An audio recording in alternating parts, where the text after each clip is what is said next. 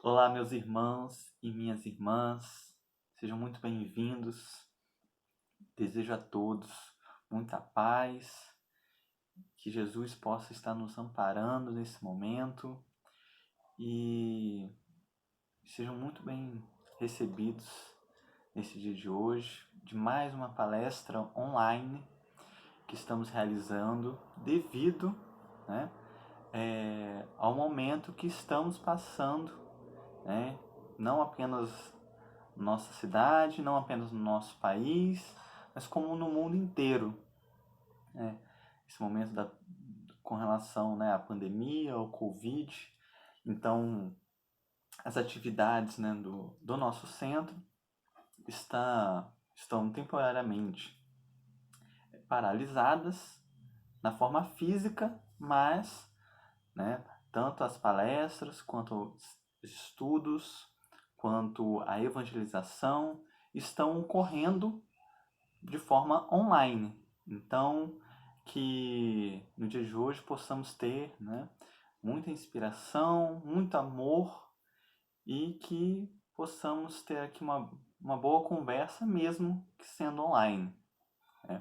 O tema de hoje da nossa palestra é do capítulo 10 do Evangelho segundo o Espiritismo, a parte que fala de não julgueis para não serdes julgados.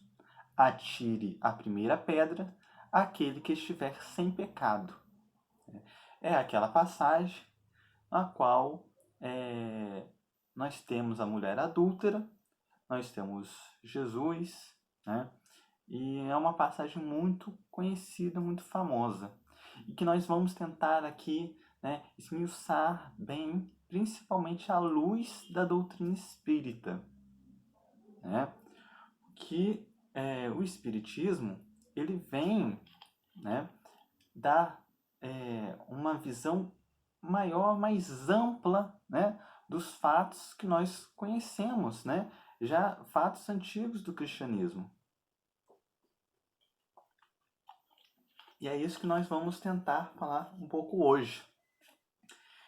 Né? E assim, essa passagem é muito interessante porque mostra como que Jesus ele é um ser puro, né? Ele é um ser que é completamente diferente do que nós conhecemos.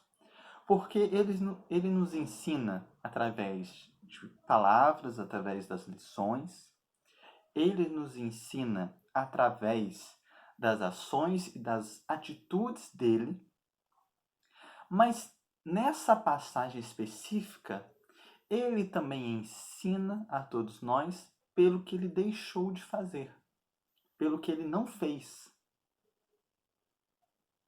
O que aquele povo queria que ele fizesse, ele não fez. Né? O não apedrejamento, né? O ato de não apedrejar aquela mulher, né? Mas antes da gente já entrar nesse método, nós vamos aqui tentar ir no passo a passo dessa passagem, para a gente poder entender a máxima, né, do não julgar e não ser julgados, né? Então a gente precisa primeiro entender que as leis mosaicas eram leis bem rígidas, né? Dentro da sua escrita, as consequências que cada ato tinha eram consequências duríssimas, duríssimas, né? E uma das consequências que tinha o adultério era o apedrejamento. Né? Então, lá nas leis mosaicas, estava condenando o adultério. E uma das penas que o adultério tinha era o apedrejamento. Né? Então, é importante a gente deixar isso claro, que as leis mosaicas eram tidas como as leis civis daquela época, daquele momento. Né? É claro que há uma mistura também com partes morais, né? Mas também era o que regia a parte civil daquela sociedade. né? Então, as leis mosaicas diziam para o adultério o apedrejamento. E aí é muito interessante que aquela mulher ela é pega em adultério. E quem a leva para a praça pública, para a condenação dela, são os próprios religiosos, né? A gente pode abrir aqui, ó, o Evangelho segundo o Espiritismo, né, como eu falei no capítulo 10, tem exatamente a passagem. E na passagem fala: então os escribas e os fariseus lhe conduziram uma mulher que tinha sido surpreendida em adultério. Então os fariseus e os escribas, ou seja, os religiosos, que levaram aquela mulher que foi pega em adultério. Só essa primeira parte já diz muito sobre aquele povo, né? Porque o que nós esperamos das pessoas que se dizem religiosas? Nós esperamos que sejam pessoas que tenham um amor no coração, né? Que tenham, né, uma imagem diferente de Deus do que, né, uma pessoa, né, que não é tão ligada à religião. Nós esperamos isso. Não estou dizendo que é de fato, mas nós esperamos que as pessoas que tenham esse conhecimento religioso, que tenham essa ligação maior com Deus, seja uma pessoa, né, que tenha um pouco mais de gentileza, um pouco mais de tolerância, um pouco mais de entendimento que Deus é amoroso, né? E principalmente naquela época, essas pessoas, além disso tudo, eram pessoas que detinham conhecimento. Porque, diferentemente de hoje, que né, o conhecimento está por aí, né? Está na internet, está no acesso ao, né, às leituras. O conhecimento hoje é muito mais diversificado, o alcance ao conhecimento é menos difícil. Naquela época, poucas pessoas detinham conhecimento. E quem detinha esses conhecimentos, muitas das vezes, eram os religiosos. Então, era de se esperar que esses religiosos fossem justamente aquelas pessoas que pudessem educar aquele povo. E não justamente fazer o contrário. Colocar no povo um olhar de vingança, de violência. E aí isso diz muito do que eram os religiosos daquela época. A hipocrisia que, né, rondava aquele povo, né?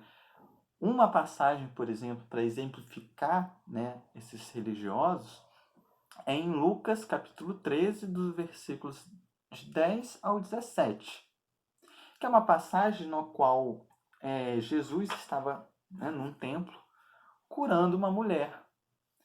E os religiosos, assistindo aquilo, dizem para as pessoas irem embora porque era dia de sábado. De sábado era um dia, né, tido como santo, né, um dia santificado. E como tal, não podia se fazer as curas, porque na verdade assim, não se podia fazer nada no dia de sábado. Era um dia que era para ser tido assim, você não faz nada, né? E Jesus, escutando aquilo, ele rebate os chamando, né, de hipócritas, porque Jesus sabia muito bem que, e inclusive ele fala, né, para eles, que antes de estarem ali, eles, na casa deles, tinham alimentado os porcos, os bois, né? Então, ou seja, aí era a hipocrisia, né? Enquanto eles falavam que não se podia curar pessoas, mas lá na casa deles, no interior, onde ninguém via, eles estavam, né, fazendo coisas. Ou seja, indo, né, ao contrário do que eles estavam falando naquele momento, né? Mostrando-se totalmente hipócritas. E aí, então assim, nós começamos essa passagem já nesse primeiro ponto. Lembrando que essa passagem é o não julgueis para não ser julgados. Então nós começamos com quem leva a mulher adúltera a Jesus são os religiosos. Justamente as pessoas que deveriam educar aquele povo, eram aquelas pessoas que deveriam ensinar através do amor e da compreensão, da tolerância, era justamente aquelas pessoas que faziam o contrário. Incendiavam ainda mais aquele sentimento, né, de perversidade, o sentimento de raiva, de ódio, de vingança, né, de querer que a justiça seja feita, né? Só que o que é justiça? O que é justiça, né? Eles tinham sede de vingança. E aí as perguntas que ficam é como ser um instrumento de justiça tendo sede de vingança, uma sede de violência. Porque, né, vamos pensar nos dias de hoje. Como que eu digo que uma pessoa é criminosa se ao julgar essa pessoa eu tenho tal sede de violência a tal ponto que me torna criminoso tanto quanto aquela pessoa que cometeu o crime?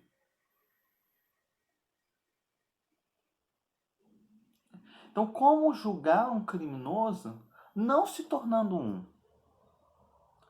Porque a mulher adúltera, aos olhos da lei mosaica, ela estava se tornando uma criminosa, se tornou uma criminosa,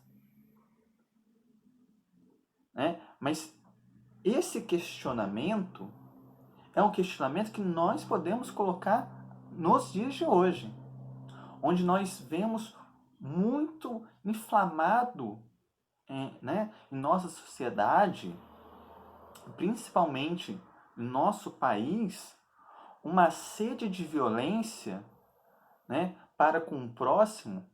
Ah, mas ele é criminoso. Mas nós somos espíritas. Então, como buscar justiça? Como julgar alguém que cometeu um crime, não cometendo também um crime? Esses questionamentos é o que nortearão nas nossas decisões, né? As decisões, para que lado eu devo tomar, né? Sempre buscando a imagem do Cristo. Sempre pensando, se Cristo estivesse aqui, como ele agiria? Com violência? Com pedras na mão? Né? Então é muito importante nós compreendermos isso. Compreendermos que os criminosos, aqueles que cometem crime, são nossos irmãos. São filhos de Deus como nós. São espíritos imperfeitos e estão em estágios muito parecidos com o nosso. Porque se nós fôssemos melhores do que eles, nós não estaríamos encarnados na Terra, que é um planeta de provas e expiações. Nós estaríamos em esferas superiores. Então, se estamos no mesmo planeta, no mesmo país, na mesma localidade, é porque nós somos espíritos muito parecidos em questão de evolução. Ah, então o que difere muitas das vezes alguém que cometeu um ato criminoso e nós que não cometemos, né? O que difere? Muitas das vezes nós não tivemos as tentações que aquele espírito, nosso irmão, teve. E que se nós estivéssemos naquele lugar dele, com aquelas tentações, talvez cometeríamos, né, o mesmo ato criminoso.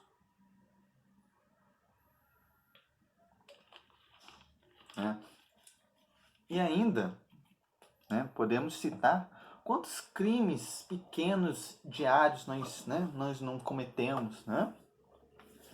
Muitas das vezes, o que nos difere também é que o crime do nosso irmão, né, é um crime mais doloroso, né? É um crime no qual ele foi pego e nós não. Mas temos que ter esse entendimento das tentações. Das tentações na qual cada um tem as suas e que talvez, se estivéssemos naquele lugar, nós cometeríamos o mesmo ato. Nada garante que faríamos diferente. Por quê? Porque nós somos espíritos imperfeitos. Nós somos espíritos imperfeitos.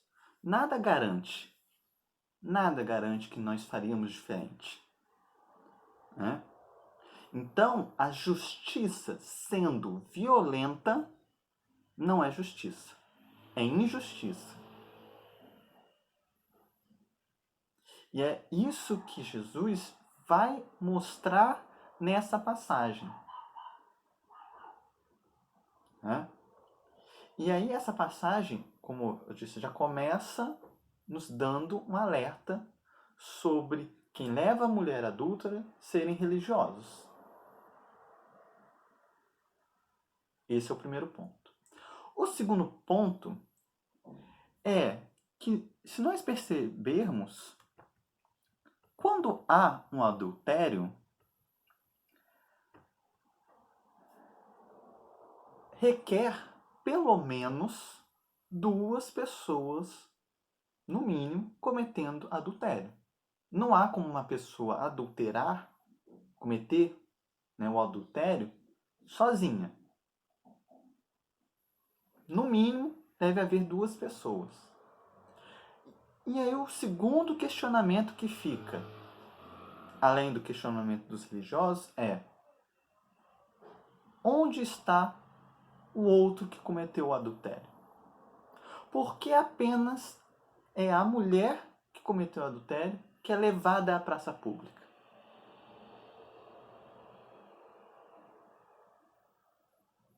Então, novamente, é um questionamento. Um questionamento para refletirmos como há 2 pesos e 2 medidas. Né? E talvez uma das grandes lições, né, dessa passagem é que quando os religiosos levam, então, a mulher adúltera, apenas ela, à praça pública, indo ao encontro de Jesus, com uma multidão os cercando, Jesus se mantém em silêncio.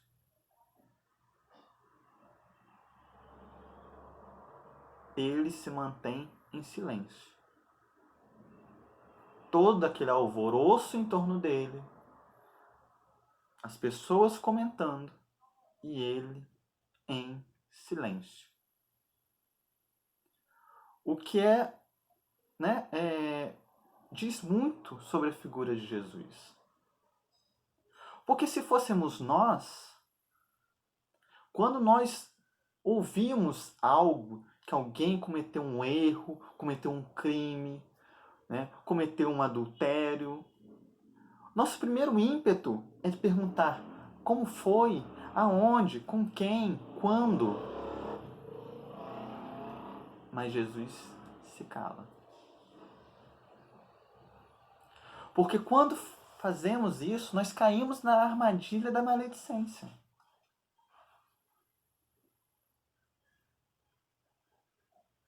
Porque nós não temos todas as informações de como aquilo se ocasionou. O que aconteceu? Como que chegou a esse ponto? O que se passava na vida daquele indivíduo para cometer tal erro? Mas nós não pensamos nisso. Nós caímos nessas armadilhas e né, já nos sentimos numa posição que, eu nunca cometi isso. Eu não cometeria. E nós nos colocamos como doutores, sabedores de tudo, sendo que nós não sabemos nada. Nós precisamos da humildade nesse momento, né? É como Sócrates, quando ele vai ao oráculo de Delfos, e ele conversa com uma pitonisa que, né, era uma sacerdotisa que respondia perguntas, né? E ele queria saber sobre quem era a pessoa mais sábia do mundo. E a pitonisa, ela responde que era Sócrates, o homem mais sábio do mundo. Só que ele ficou com dúvidas, porque ele não concordava. Ele sabia que tinha outras pessoas, né, naquela época que detinham muito conhecimento, muito mais conhecimento do que ele. E que essas pessoas tinham muito mais potencial para serem sábios do que ele. Então ele vai em busca da pessoa mais sábia do mundo. E ele vai, né, atrás da pessoa que era tida como a maior filósofa da época. A pessoa que detinha, né, o maior conhecimento das artes da época. E ele começou a ir nessas pessoas. E conversava com essas pessoas. Só que ele percebia uma coisa.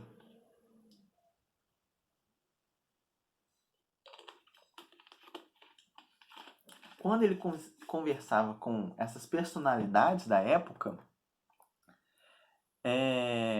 ele entendia e percebia que essas pessoas eram muito boas naquilo que elas faziam. Então, o maior filósofo grego, ele era muito bom na filosofia. O maior artista grego era muito bom nas artes. Porém, o problema é que essas pessoas se achavam muito boas em tudo. Então o artista, por ele ser bom na arte, ele achava que ele era bom em tudo. Então, Sócrates, ele percebe que ele é o homem mais sábio do mundo porque ele sabe que ele não sabe de tudo. Ele entende o que ele não sabe. E isso é humildade. Muitas das vezes, nós não entendemos que nós não sabemos de tudo. Que muitas das coisas não estão ao nosso alcance. Que nós não somos doutores do bem, doutores da moral. Que nós temos que entender que nós somos espíritos imperfeitos. E que estamos num planeta de provas e expiações. Porém, é muito difícil compreender isso. Para nós entendermos isso, nós precisamos da humildade. A que Sócrates teve ao perceber isso. Então, voltando, né, à passagem, Jesus em silêncio, até o momento que, né, os religiosos eles forçam um posicionamento de Jesus. E é quando, né, eles falam a seguinte afirmação e perguntam logo em seguida. Moisés nos ordena na lei apedrejar as adúlteras. Qual é, pois, sobre isso o vosso sentimento? Né? Então, eles querem colocar Jesus numa encruzilhada. Porque está escrito na lei mosaica que adultério deve ser apedrejada aquela pessoa que comete adultério. Porém, Jesus falava que não veio destruir a lei. Porém, também falava em amar o próximo, em perdoar. Então, eles querem colocar Jesus nessa encruzilhada. Porque se ele fala para seguir a lei, ele está indo contra os princípios de amor e de bondade. Porém, se ele fala para não apedrejar, ele vai contra as leis de Moisés e vai contra aquela fala dele, que ele fala que não veio destruir a lei.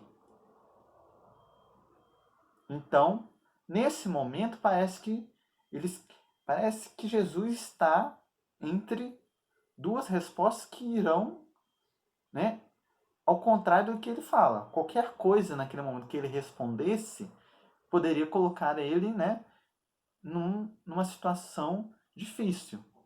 Porque era isso que eles queriam.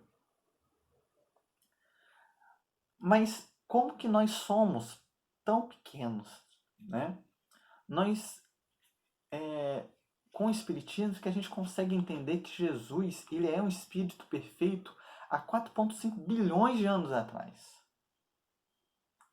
Há 4, 5 bilhões de anos atrás, Jesus já era um Espírito perfeito.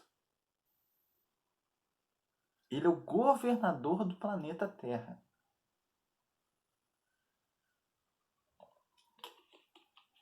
Então, Jesus, ele não dá nenhuma dessas respostas. Ele não dá nenhuma resposta concreta. Ele começa a escrever, né, na Terra e fala a seguinte frase: aquele que estiver sem pecado, que atire a primeira pedra. Ele não fala em nenhum momento para atirar, nem fala em nenhum momento para não atirar. Ele fala que aquele que estiver sem pecado, que atire a primeira pedra. Mas ele fala isso com uma autoridade moral. Uma autoridade daquele que não tem pecado. Porque Jesus era um Espírito perfeito.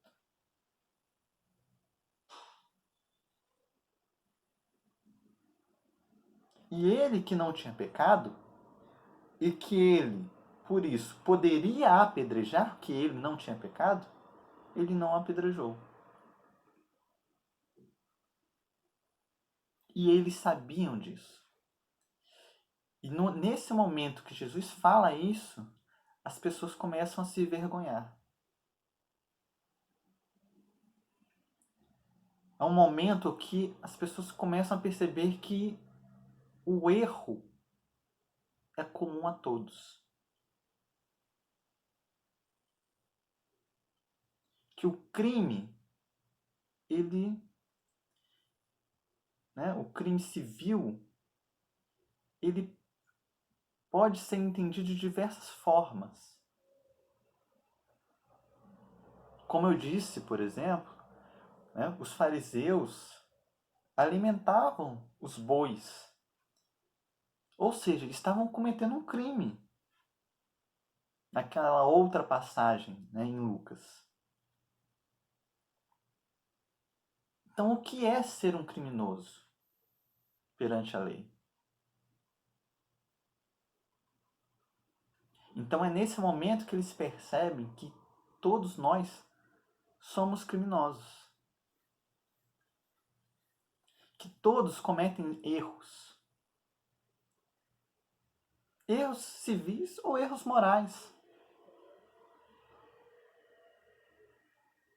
E, por isso, começam a ir embora, deixando apenas a mulher adúltera, Jesus e uma parcela dos apóstolos.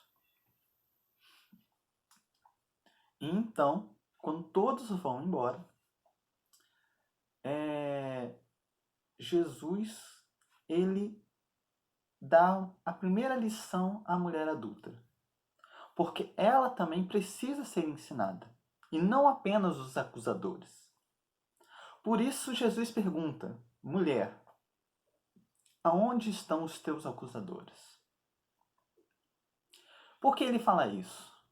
Porque ele quer que ela reflita que, por mais que ele não a julgue, por mais que todos nós somos suscetíveis aos erros, porém, quando nós erramos, nós temos consequências. Quando nós erramos, nós entramos em tal sintonia e vibração que nós chamamos para nós uma responsabilidade que nós devemos assumir. Ela, ao cometer o adultério, ela chamou para si acusadores.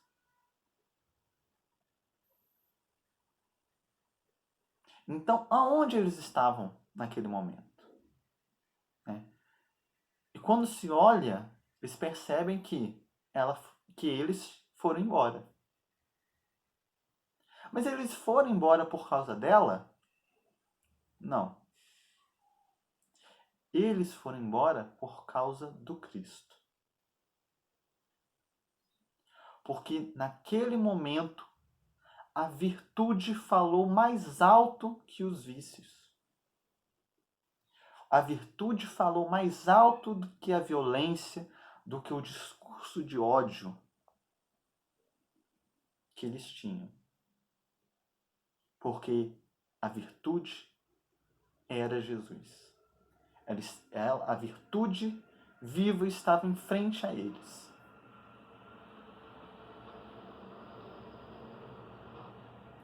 E a mulher adulta, ela percebe isso.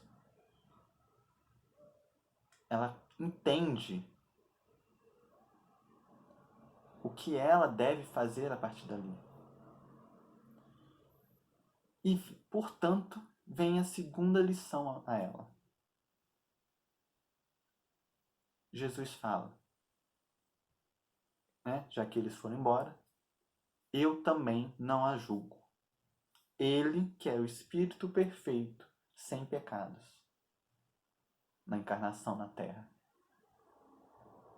Ele, que poderia julgar, disse, eu também não a julgo. Não a julga porque só Deus pode falar dos nossos atos. Só o Pai é o verdadeiro juiz. Nem Jesus, como Espírito perfeito, poderia julgar. Porque todos nós somos irmãos, filhos de Deus. Então ele fala, vá e não peques mais. Então, ela viveu a experiência do pecado, do erro, da parte criminosa, daquela época. Mas ela entendeu. Ela entendeu a experiência. Porque nós somos assim. Para nós atingirmos os acertos, nós precisamos errar. É através dos nossos erros que nós aprendemos. É através da experiência.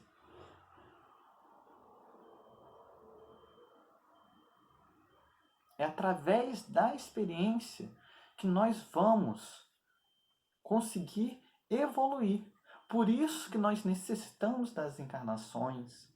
Por isso que nós necessitamos da sociedade, dos indivíduos, das relações, viver em família, confrontar diversos problemas, ter diversas expiações e diversas provas, porque só através das experiências adquiridas é que nós vamos evoluir e acertar. Então ela viveu a experiência e naquele momento era o momento dela se reconstruir. E ela entende isso. Que da mesma forma que a virtude falou aos acusadores, a virtude falou à mulher adúltera.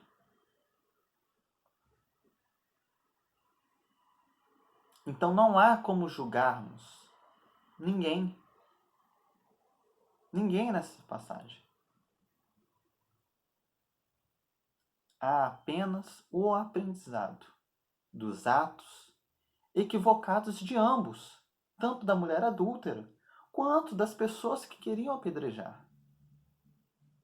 Os atos, sim, são, né, a base que a gente pode tomar para o nosso entendimento e dizer: isso é bom, isso não é bom, isso eu devo fazer, isso eu não devo fazer.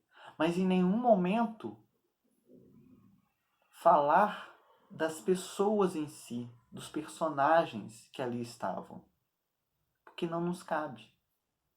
Não cabe a ninguém fazer isso.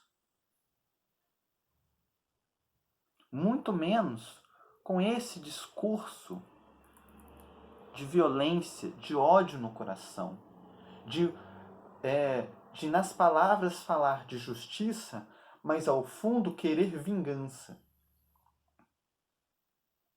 Nós devemos sempre buscar o amor, a tolerância, a compreensão e exemplificar em nossos atos, e não apenas da boca para fora.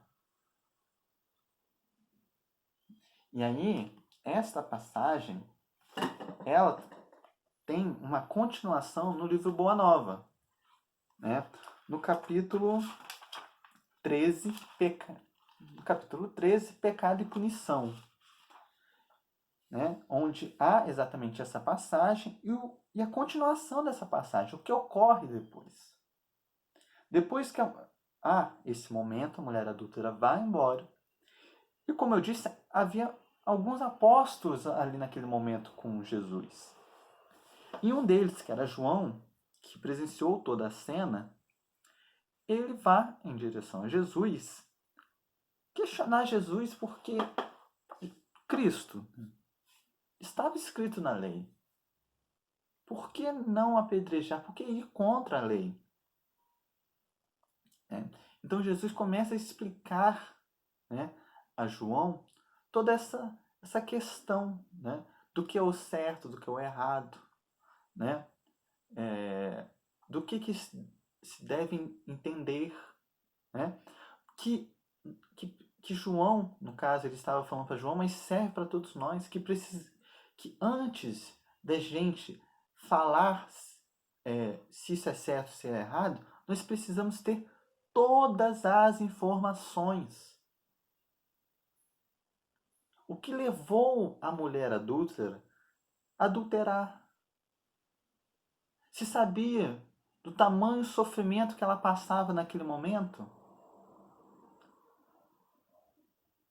E Jesus começa a trazer esses questionamentos a João. E João começa a refletir sobre, né? E aí João fala, né? Entretanto, mestre, ela pecou e fez jus à punição. Não está escrito que os homens pagarão centil por centil os próprios erros?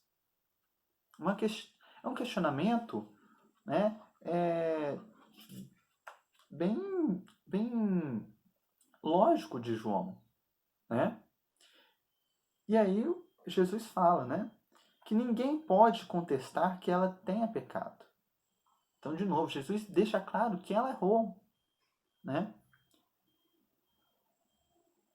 Só que ele fala, quem estará irrepreensível na face da terra? Ou seja, né, quem de nós na terra não pode estar fora do pecado, do erro? Quem não cometerá erro alguma vez na vida?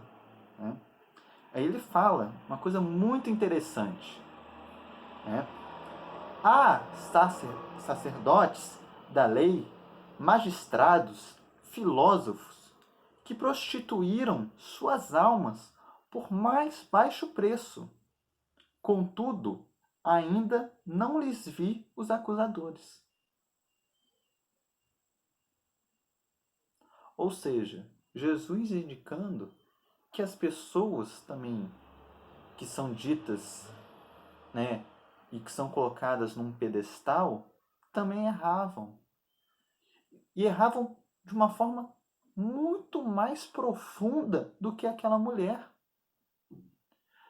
Muito mais das vezes por questões muito mais mesquinhas, egoísticas, orgulhosas do que aquela mulher. E como ele falou, em nenhum momento ele viu acusador nenhum a essas pessoas. Então, ainda fala, a hipocrisia costuma campear impune, enquanto se atiram pedras ao sofrimento. Né? Então, ele quer justamente deixar claro que muitas das vezes as pessoas cometem erros por, às vezes, ignorância, por sofrerem muito, pelas tentações. E enquanto isso, as pessoas que estão julgando, acusando, cometem erros, crimes, pecados ainda mais profundos e piores. E que nós, muitas das vezes, caímos nessas armadilhas. Então, que tenhamos a consciência de que nós devemos amar a todos os nossos irmãos. Todos, sem exceção. Né? E, novamente, essa é uma mensagem muito atual, principalmente no nosso país. Por tudo que nós estamos passando, que nós possamos ter a consciência de que a violência não pode gerar violência. Que nós devemos criar uma ruptura e poder fazer com que o amor se sobressaia à violência. Que nós, principalmente nós espíritas, podemos levar mensagem do Cristo, que em nenhum momento se alterou, em nenhum momento buscou o ódio, a vingança, a injustiça. Em nenhum momento. Muito pelo contrário, a sua mensagem foi de amar o próximo. O que é o bem e o mal? Todos nós temos seus lados, os seus equívocos. Porque todos nós somos filhos de Deus. Todos nós. Todos nós somos irmãos. Então, antes de falarmos que o outro é mal, que o outro é isso, que o outro é aquilo, que possamos olhar primeiramente para nós e pensar se nós não estamos agindo da mesma forma ou até pior. Porque senão seremos apenas corpos vazios. Sem amor, sem tolerância. A mensagem de não julgar para não ser julgados é que nós devemos tratar os erros dos nossos irmãos com tolerância e muito amor. Porque nós não sabemos se faríamos diferentes e nós não sabemos se amanhã seremos nós. E se for nós iremos querer ser tratados dessa maneira?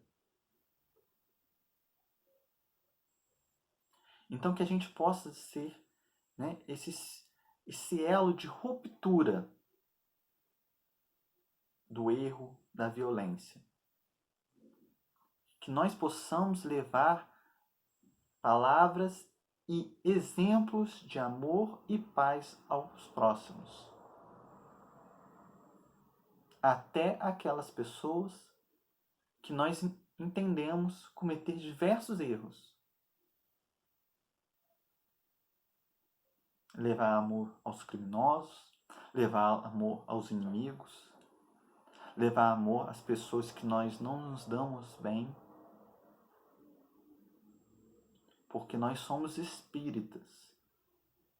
E o espiritismo é o cristianismo redivivo. E como tal, devemos levar a mensagem de Jesus para os corações de todos. Então que possamos olhar primeiro a nós e não aos outros. E quando for possível, levar o amor a todos. E com essa mensagem, e com esse ensinamento grandioso de Jesus, que possamos estar levando no nosso dia a dia, que possa estar entrando em nossos corações. Muita paz, muita luz a todos. Tenham um ótimo dia. Fiquem em paz. Muito obrigado.